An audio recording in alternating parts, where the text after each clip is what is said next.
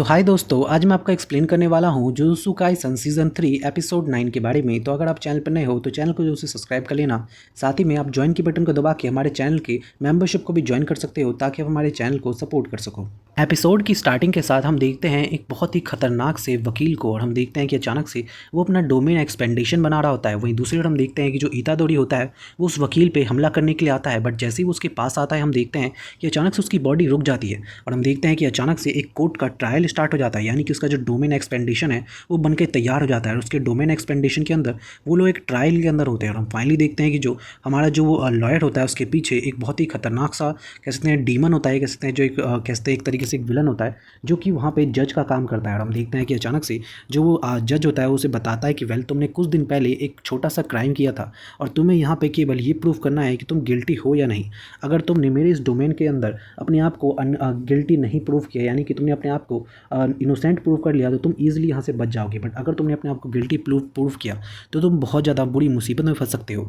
और हम देखते हैं कि वो अचानक से कहता है कि ये देखो, तुम्हारे खिलाफ मेरे पास एविडेंस भी है जो कि खुद इस जेंटलमैन ने इस जजमैन ने निकाले हैं। और फाइनली हम देखते हैं कि अचानक से जो इतादोरी होता है वो कहता है कि आखिर इसका क्या मतलब है। इसका मतलब है कि मुझे इसे सॉल्व करना ही होगा, चाहे कुछ भी हो जाए। नहीं, हम देखते हैं कि अचानक से वो सोचने लगता है कि अब मुझे क्या करना चाहिए। क्या ये जो लॉयर कह रहा है ये सचमुच में यही बात है? क्या उस फाइल के अंदर सच में कोई एविडेंस है मेरे खिलाफ? तभी हम देखते हैं कि उसे अचानक से 1010 की बात याद आती है कि कुछ लोग जो होते हैं वो कुछ ऐसे डोमेन्स बनाते हैं जो कि बहुत ही टेक्नोलॉजी में काफ़ी माहिर होते हैं। और हम देखते हैं कि उसे पता चलता है कि जितनी ज़्यादा लोगों की स्किल्स एडवांस होती है उतनी ज़्यादा उनका डोमेन भी एडवांस होता है। और इसी तरीके से अगर वो किसी डोमेन में फंस जाए तो उसको वहाँ से निकलने के लिए काफ़ी ज़्यादा मुशक्क़त करनी पड़ सकती है। और हम देखते हैं कि उसे समझ में आ जाता है कि जो ये डोमेन है वो एक ऐसा डोमेन है जहाँ पे डायरेक्टली किसी को मारा नहीं जाता है। और फाइनली हम देखते हैं कि वो समझ जाता है कि उसे कुछ ना कुछ तो करना ही होगा। तभी हम देखते हैं कि वो अचानक से उस लॉयर से पूछता है कि एक बात बताओ कि अगर मैं गिल्टी प्रूव हुआ तो क्या होगा। तभी हम देखते हैं कि वो लॉयर से बताता है कि वेल, मैं तुम्हें ये नहीं बता सकता हूँ, बट फिर भी मैं तुम्हें कुछ थोड़ी बहुत हिंट दे सकता हूँ। मैं तुम्हें ये बता सकता हूँ कि तुम्हारे पास 3 ऑप्शंस हैं। पहला ऑप्शन ये है कि तुम्हें अपने आप को साइलेंस प्रूव करना है, यानी कि तुम्हें कुछ भी नहीं कहना है, या नहीं दूसरा जो ऑप्शन है वो ये है कि तुम्हें कन्फेशन करना है कि तुमने ये काम किया है या नहीं किया है। और तीसरा है डिनायल, यानी कि तुम्हें झूठ बोलना है कि तुमने ये काम नहीं किया है। अब तुम इन तीनों में से जो चाहो वो बोल सकते हो और उसके खिलाफ ही उसके बेसिस पे ही तुम्हारा जो जजमेंट होगा वो पास होगा। और फाइनली हम देखते हैं कि इतादोरी सोचने लगता है कि आखिर मैं क्या करूँ, आखिर मुझे क्या करना चाहिए। तभी हम देखते हैं कि वो सोचने लगता है कि क्या उसके जो अंदर जो एविडेंस है वो सच में असली एविडेंस है, यानी कि जो मैंने किया था वो सच है। क्योंकि मुझे याद है कि मैं सच में उस प्लेस पे तो गया था और मैंने वहाँ पे जाके गेम भी खेला था। तो मुझे लगता है कि शायद मुझे कुछ ना कुछ तो करना ही होगा। मेरे पास कोई क्लू तो नहीं है, बट मुझे कुछ ना कुछ तो सोचना ही होगा। और हम देखते हैं कि वो कहता है कि वेल, मुझे तीसरा रास्ता ही अपनाना होगा, यानी कि झूठ बोलना होगा। और हम देखते हैं कि वो एक ऐसा झूठ बोलता है जहाँ पे वो पहले बोलता है कि एक्चुअली वो उस कह सकते हैं उस गेम पार्लर के अंदर गया भी था और साथ ही में उसने वहाँ पे कोई गेम नहीं खेला था बल्कि केवल बाथरूम इस्तेमाल करने के लिए गया था, यानी कि आधा सच और आधा झूठ। और हम देखते हैं कि उसकी ये बात सुनते ही अचानक से एविडेंस प्रूव होता है,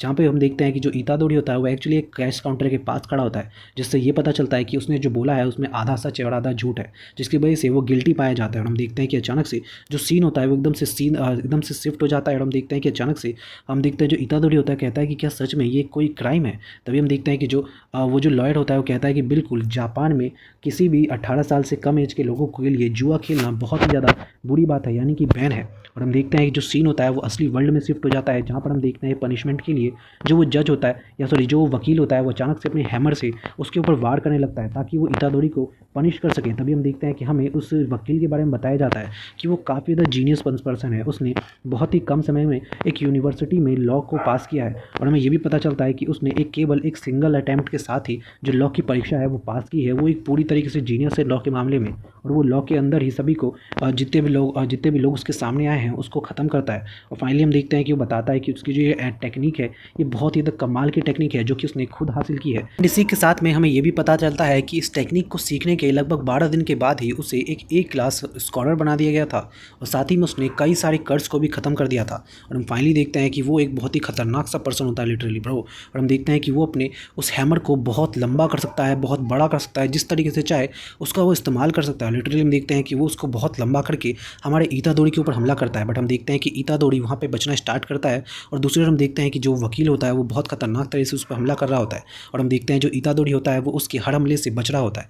तभी हम देखते हैं कि अचानक से वो जज कहता है कि मुझे याद है कि इस आदमी के पास, यानी कि इतादोरी के पास कोई भी कर्स एनर्जी नहीं है, यानी कि ये बिना किसी कर्स एनर्जी के मेरे साथ लड़ रहा है।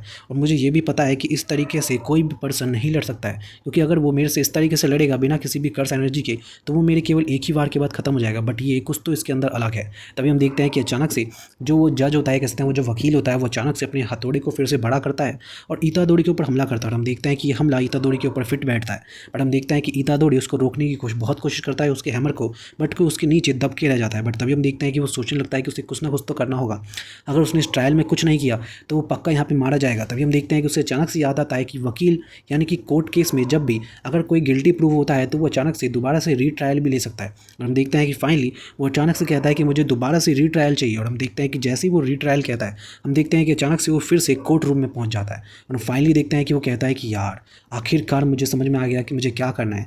तभी हम देखते हैं कि वो वकील कहता है कि वेल, अब तुमने फिर से री अपील किया है, चलो तुमने अपनी जान तो बचा ली।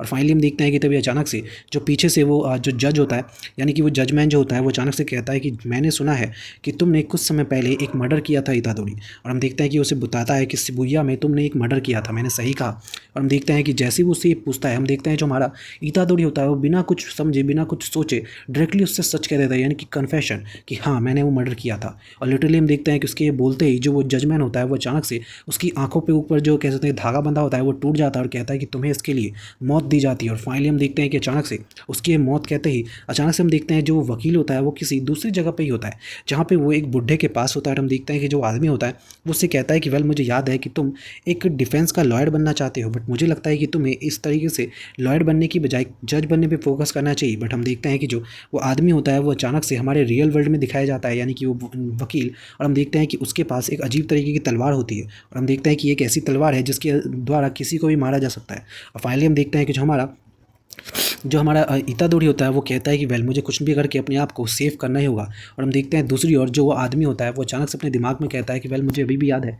कि मैंने उस आदमी को जवाब दिया था कि मुझे कोई जज नहीं बनना है, क्योंकि मैं जानता हूँ कि इस दुनिया में ऐसे बहुत सारे लोग हैं जो कि वीक हैं और अगली हैं, तो उनकी मदद के लिए मुझे लॉयर बनना ही पड़ेगा। और फाइनली हम देखते हैं कि वो भागते हुए एकदम से हमला करने लगता है हमारे इतादोरी पे।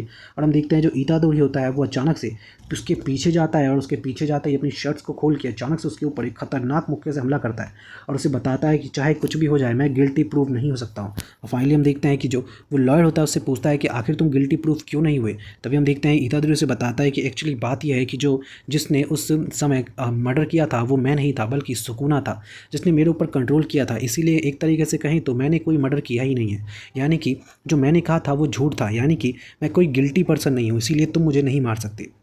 और फाइनली हम देखते हैं कि उसके इस शॉट के बाद जो वकील होता है वो फाइनली हार जाता है और वो कहता है कि वेल चलो, अब मैं तुम्हें अपने 100 पॉइंट्स वापस देता हूँ।